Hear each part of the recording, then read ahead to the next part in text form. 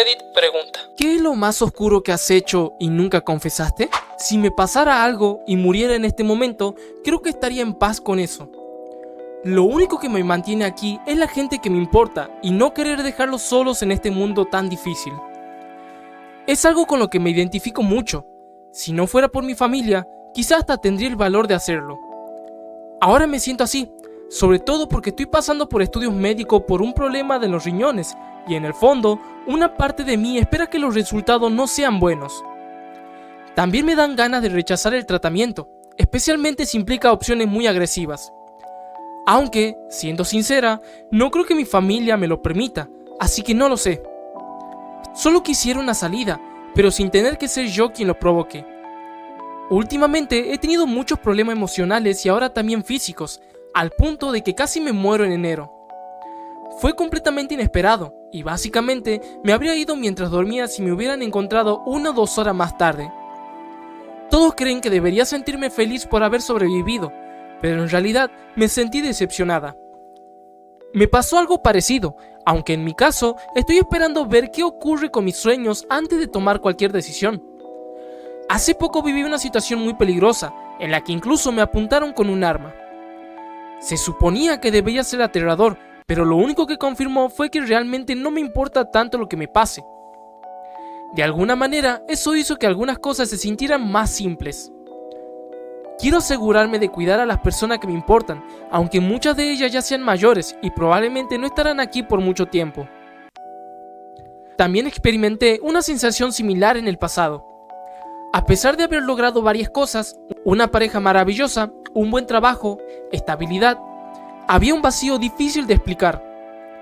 Sentía que algo faltaba, y eso me impedía disfrutar plenamente de mis logros y de la vida en general. En mi experiencia, encontrar una conexión espiritual profunda me ayuda a sentir paz y una mayor sensación de plenitud. Ojalá también puedas encontrar aquello que te brinde calma y sentido.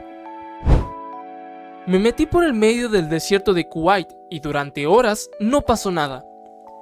Nadie, puro desierto. Vi a alguien caminando por la carretera sin nada y afuera hacía un calor insoportable.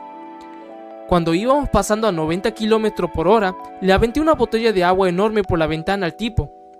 Cayó justo a sus pies y se rompió por todos lados en el suelo. La intención era buena, pero el hecho de que no funcionara me aseguró mi lugar en la fila para el infierno. Yo era una pareja realmente difícil cuando estaba en mis 20 y tantos. Si alguno de mi ex está leyendo esto, lo siento. Nunca me acerqué a pedir disculpas porque no quería volver a irrumpir en sus vidas, ni causar más incomodidad.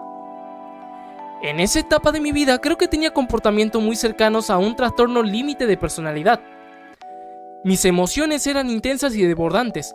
Podía pasar de la calma a gritar o a llorar en cuestión de minutos y me volvía extremadamente independiente a nivel emocional. También abusaba del alcohol, lo que solo empeoraba las cosas y terminaba actuando de formas que hoy me avergüenzan. Hubo momentos en los que incluso atenté contra mí misma y eso afectó tanto a mis parejas como a mí. Ahora, ya en mis 30, soy una persona muy diferente. He cambiado mucho, he aprendido a manejar mejor y a entender mis propias reacciones. A veces ese cambio se nota incluso en cosas pequeñas y cotidianas. Por ejemplo, puedo esperar a que mi vecino termine de cortar el césped para empezar yo, solo para evitar ese intercambio social de cortesía desde la cerca. Es algo que resulta agotador. Me identifico bastante con quienes sienten lo mismo. Soy autista y mi batería social es bastante limitada. Muchas veces prefiero tomar el camino largo alrededor de la cuadra si veo que mi vecina, que ya es mayor, está sentada en su porche. No es falta de respeto ni de interés, simplemente no siempre tengo la energía para mantener otra conversación. ¿Por qué sé cómo va a ser? El mismo intercambio de siempre. Hola, ¿cómo estás? ¿Cómo está tu mamá? ¿Y tu hermana? Sí, el clima sigue igual. Sí, todo en orden. Una y otra vez. Y aunque entiendo que es parte normal de la convivencia, a veces simplemente no puedo con eso. La razón por la que me acerqué por primera vez a uno de mis amigos más cercanos fue que quería arruinarle la relación porque me gustaba su novia. Por suerte, se separaron antes de que yo pudiera hacer cualquier cosa. Aunque al principio mi motivo era distinto, empecé a quererlo muchísimo y terminé viéndolo como un amigo de verdad bien cercano, y todavía lo es. Yo era el misterioso secreto del campamento de verano. Trabajaba allí como profesora. Voy a responder aquí y luego compartir este comentario con quienes pidan contexto. Conseguí un trabajo buenísimo, una escuela de idiomas pagaba mis clases, el alojamiento y 3 comidas al día, solo por enseñar inglés a adolescentes. Además, logré convencer a mi casera de pagar el alquiler completo, pero solo la mitad de los servicios, ya que no estaba viviendo en mi alojamiento habitual. Era un ingreso realmente muy bueno. Sin embargo, la escuela olvidó avisarle a la familia anfitriona que yo era vegetariana, y eso generó bastante molestia, tanto hacia mí como hacia la institución. Tengo autismo diagnosticado en la adultez y me cuesta muchísimo desenvolverme socialmente, así que no quería añadir otra complicación diciendo que también soy intolerante a la lactosa. Además, estaba pasando por un momento económico complicado, por eso acepté este trabajo, y no tenía muchas ganas, ni posibilidades, de cocinar por mi cuenta. El problema era que todo lo que preparaba la señora de la casa llevaba leche, crema o queso. La ciudad era un pequeño pueblo costero inglés, y como no conducía, no tenía forma sencilla de ir a comprar pastillas para la lactosa en lugares como farmacias o tiendas de salud. La escuela funcionaba en un edificio antiguo, enorme, y nosotros ocupábamos el piso de arriba. Éramos los únicos allí, ya que coincidía con las vacaciones de verano. Para evitar situaciones incómodas, yo usaba el baño del piso de abajo.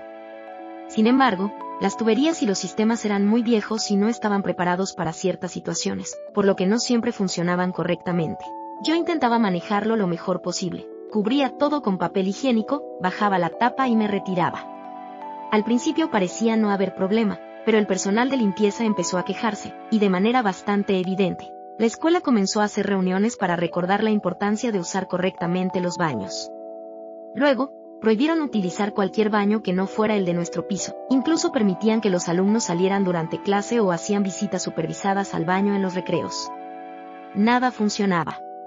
El personal empezó a especular, a culpar a los estudiantes, a crear teorías e incluso listas de posibles responsables, con bastantes prejuicios de por medio. Nunca sospecharon del personal. Después de un par de semanas, nos trasladaron a otro edificio, convencidos de que debía tratarse de alguien externo. Allí, los baños eran mucho más modernos y eficientes.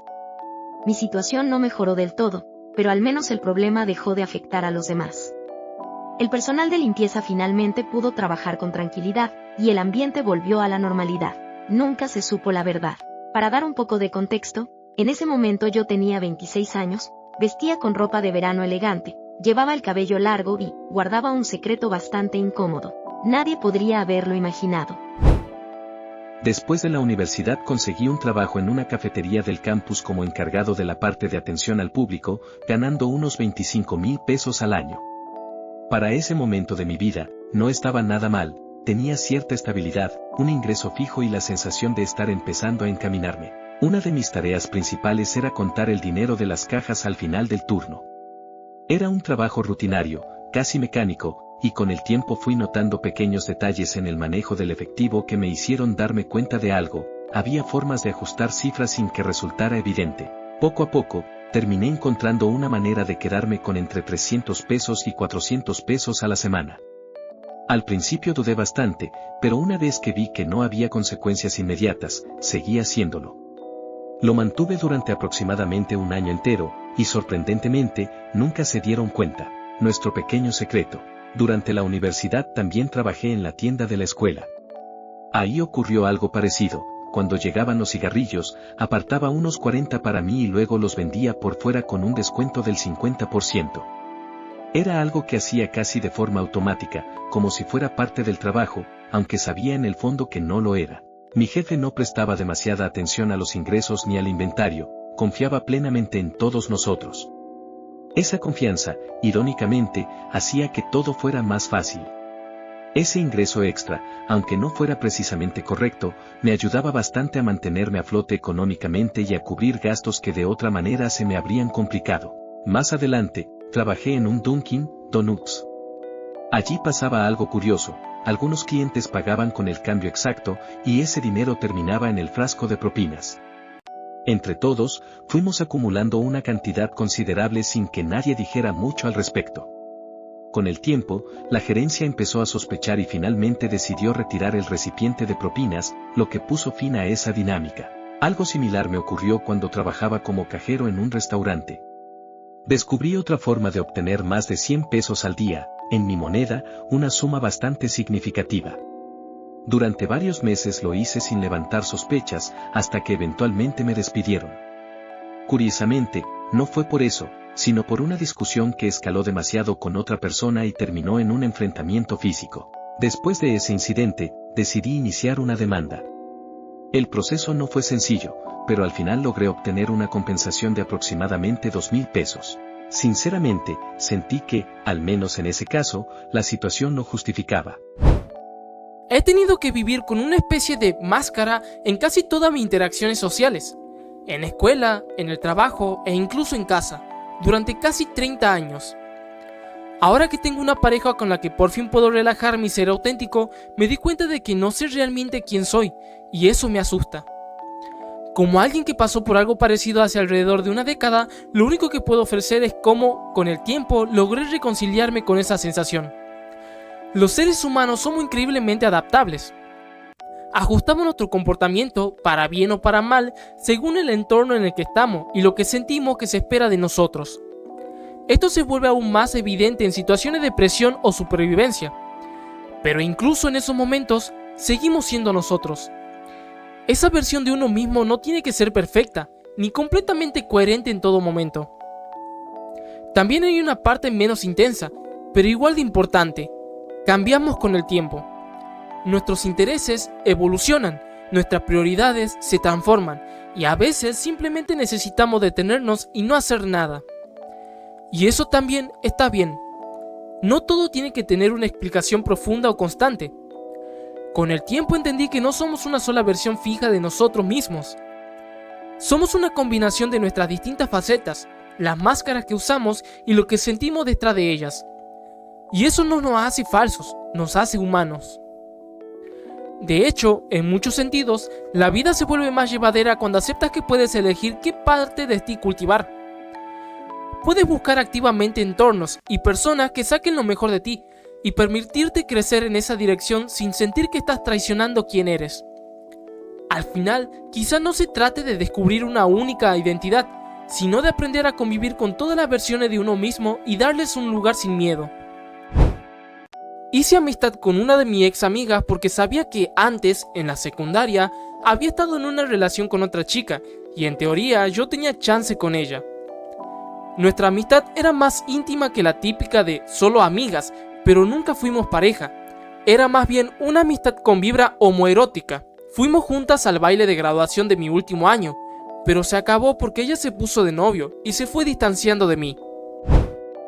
Encontré el diario de mi papá después de que murió. En una de las páginas leí que deseaba que yo no hubiera nacido. Nunca se lo conté a nadie. También leí los diarios de mi mamá, que ya falleció. En ellos era bastante evidente que no le agradaba demasiado y que preferiría a mis hermanos. Todo parecía haber cambiado en una época en la que ella estaba considerando dejar a mi papá y desde entonces su forma de verme fue distinta. Fue duro de leer, pero, siendo honesto, no me sorprendió tanto como uno pensaría. Cambiando un poco el tema, tengo otro hábito que me cuesta admitir: como pequeños snacks a escondidas de mi novia. Ella es muy disciplinada con el ejercicio y la alimentación, así que le pedí que me ayudara a mantenerme enfocado en hábitos más saludables. Sin embargo, me está costando dejar de picar entre comidas.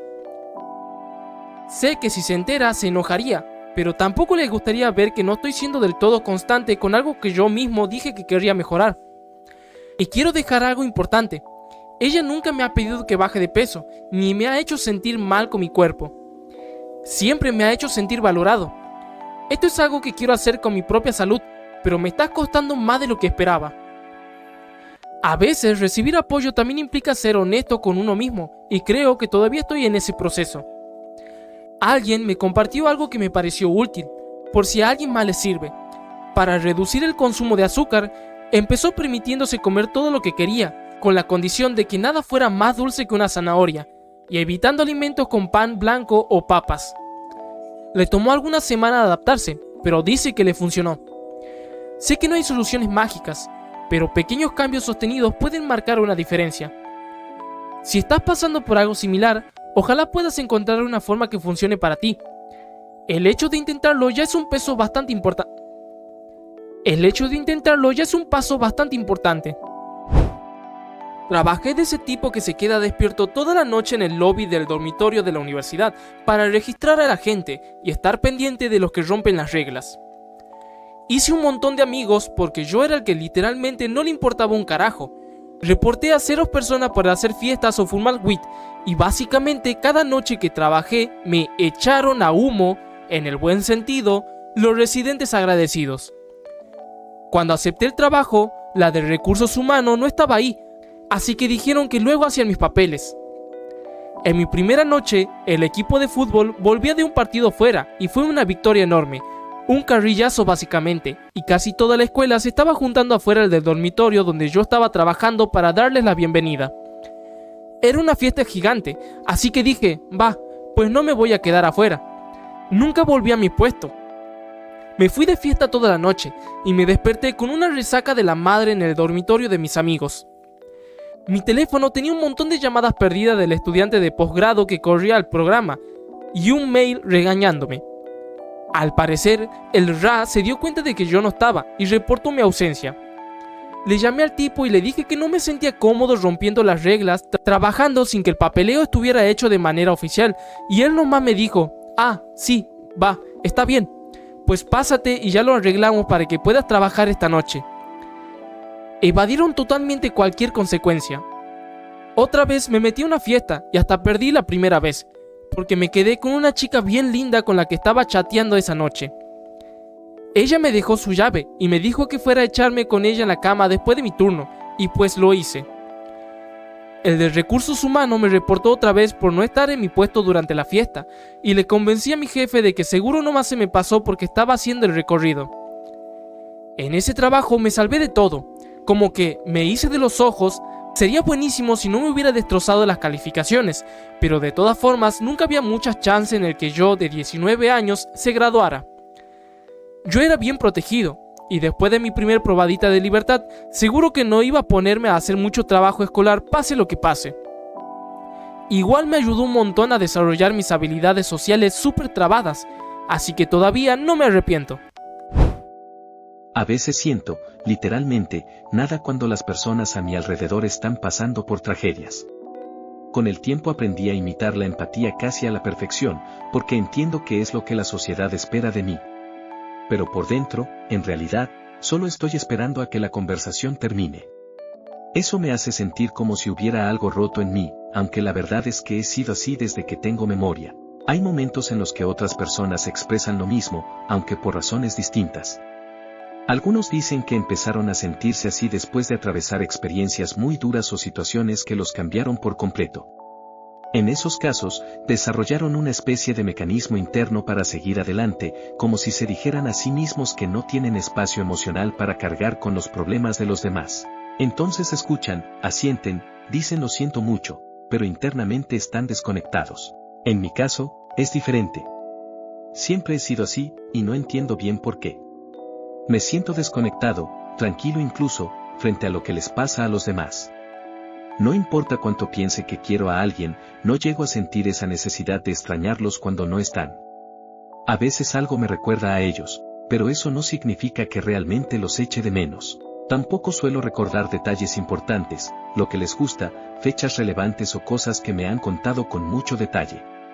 Es como si esa información no terminara de quedarse en mí. Me gustaría ser más como mis hermanos. Ellos se preocupan por los demás de forma natural, recuerdan cosas importantes, cuidan a la gente sin esfuerzo. En cambio, yo tengo que hacerlo de manera consciente, casi como si fuera una tarea. Me obligo a pensar en los demás, a actuar de cierta forma, pero cuando dejo de hacerlo de manera intencional, vuelvo automáticamente a centrarme solo en mí. Eso me lleva a preguntarme, ¿cómo puedo cambiar esto? ¿Se puede entrenar la mente para ser más empático, más considerado, más presente para los demás? A veces me pregunto si hay algo mal en mí. No es que no entienda que ciertas situaciones son terribles, lo entiendo perfectamente a nivel racional. Sé cuando algo es una tragedia, sé que es grave, pero no me genera una reacción emocional. Me pasa también con las noticias, veo situaciones muy duras y, aunque reconozco lo que significan, no siento un impacto real. Por eso, muchas veces prefiero no decir nada. Últimamente me he dado cuenta de algo más, cuando mis amigos confían en mí y me cuentan cosas personales o difíciles, mi reacción interna suele ser indiferencia. Eso me preocupa, porque sé que debería sentir algo distinto, pero simplemente no sucede. Y lo más difícil es que tampoco se me da bien fingirlo, lo que hace todo aún más incómodo. Hubo una vez en la que una amistad cercana perdió a alguien importante. En lugar de acompañarla como correspondía, terminé alejándome por unos días porque sentía que sería peor fingir algo que no podía sentir de verdad. Esa decisión todavía me pesa. Algo similar me ocurre con el humor. Tengo un sentido del humor muy seco, a veces incluso un poco oscuro, y pueden pasar meses sin que algo realmente me haga reír. Sin embargo, he aprendido a fingir la risa porque sé que eso facilita la interacción social. Curiosamente, muchas personas me consideran alguien gracioso, lo cual siempre me resulta extraño. Recuerdo también que, cuando era adolescente, fui la única persona que no lloró en el lecho de muerte de mi abuelo. Todos a mi alrededor estaban profundamente afectados, mientras yo me mantenía en calma. Lo que más me impactó no fue la situación en sí, sino darme cuenta de que no me afectaba como parecía afectar a los demás. Desde entonces, muchas veces he sentido que hay algo en mí que no funciona como debería, como si no terminara de encajar del todo con lo que se espera de una persona. Odio a mis padres. Sinceramente, creo que son personas muy dañinas que nunca debieron haberme adoptado. Mi padre me hizo mucho daño, y estoy casi seguro de que mi madre lo sabía y aún así no hizo nada al respecto. Tenía una hermana menor, también adoptada, y siempre he sospechado que él también la lastimó. Con el tiempo, ella terminó quitándose la vida a los 15 años. Es algo que todavía me pesa profundamente. Cambiando un poco de tema, el día del estreno de Avengers Endgame me salté clases para verla con mi mejor amiga. Ambos estábamos en una relación en ese momento y, por coincidencia, nuestras parejas también eran fans de Marvel. Querían ver la película con nosotros, pero ninguno podía el día del estreno, así que decidimos verla sin ellos. Prometimos no decir nada y guardar el secreto para siempre. Hasta el día de hoy, sigue siendo algo entre nosotros. Ahora, mi esposa y yo estamos pasando por un pequeño dilema. Avengers, Doomsday y Dune, parte 3 se estrenan el mismo día, y no sabemos si vamos a poder dejar a los niños con alguien para hacer una doble función. Ella quiere ver Dune, mientras que yo prefiero Doomsday si solo podemos elegir una. Y la verdad, entiendo su punto. Dune ha sido una saga increíble y la tercera película promete ser un cierre espectacular, incluso podría superar a Doomsday en calidad. Pero como no sabemos cuándo podremos volver al cine, para mí tiene más sentido ver Doomsday primero, sobre todo por lo mucho que me gusta Marvel, y porque es mucho más probable que me arruinen la historia con spoilers. La historia de Dune ya es conocida en gran parte, pero con Doomsday todo es incertidumbre. Al final, es un problema bastante trivial, pero aún así nos tiene pensando. Algo parecido me pasó hace tiempo. Cuando se estrenó Star Wars, The Rise of Skywalker, yo trabajaba en un cine y tenía acceso a entradas gratuitas ilimitadas. Sin embargo, había una regla: los empleados no podían ver los estrenos más populares hasta una semana después, para no quitarle lugares a los clientes. Así que, aproximadamente un mes antes, pedí la noche de estreno libre con la excusa de una cena navideña. En realidad, fui a un cine de la competencia, pagué la entrada completa y vi la película esa misma noche. Viéndolo en retrospectiva, quizá habría sido mejor simplemente esperar y evitar esa decepción. A veces me da miedo la oscuridad. De pequeño, mis abuelos me decían que una parte de mi alma estaba dividida, una mitad anclada a este mundo y la otra conectada con algo más allá, como si pudiera percibir o comunicarme con espíritus que aún no encuentran su camino. No sé si alguna vez lo creí del todo, pero esa idea se me quedó grabada y, en ciertos momentos, vuelve a aparecer en mi cabeza. Por otro lado, también me hace pensar en algo más actual. Aunque la gente use cuentas desechables para contar sus secretos, el dispositivo desde el que escriben probablemente sí puede rastrear quiénes son, al menos hasta cierto punto. A veces parece que uno habla desde el anonimato, pero no siempre es tan así, y aún así, seguimos compartiendo cosas muy personales. La mayor parte del tiempo siento muy poco. Hace poco me di cuenta de algo que me inquietó bastante: soy muy buena manipulando emocionalmente a las personas. No fue algo que alguien me dijera, sino que me descubrí a mí misma haciéndolo de forma consciente. Desde entonces, no dejo de preguntarme cuánto tiempo llevo actuando así sin darme cuenta. Eso me hizo considerar seriamente buscar ayuda profesional. Creo que reconocer este tipo de patrones y cuestionarlos ya es un primer paso importante. No es fácil mirarse con honestidad, pero hacerlo abre la puerta a cambiar. También hay recuerdos que vuelven de vez en cuando, sin aviso. Cuando era niño, rompí algo importante en mi casa y culpé a uno de mis hermanos. La situación escaló y terminó metiéndose en problemas por algo que yo había hecho. Nunca lo confesé. Han pasado años, todos siguieron con sus vidas, y mencionarlo ahora probablemente solo causaría más dolor, pero a veces, en momentos tranquilos, ese recuerdo regresa con claridad. No son necesariamente los grandes eventos los que más pesan, sino esos momentos silenciosos en los que elegiste protegerte a ti mismo antes que a alguien más. Últimamente también me siento agotado. Hay días en los que pienso en dejar todo atrás, renunciar y salir a recorrer el mundo, como siguiendo los senderos del Triple Crown. Es una idea que aparece cuando el cansancio pesa más de la cuenta. Y lo curioso es que, en el fondo, sí me gusta mi trabajo, pero aún así, me siento muy cansado. Como si la vida se hubiera reducido a una rutina constante de trabajar, hacer las tareas de la casa y dormir, sin mucho espacio para algo más. Trabajé en una cafetería de la universidad durante año y medio a finales de los años 90. Un par de turnos por semana. Me sentaba en una mesita y revisaba credenciales en la entrada.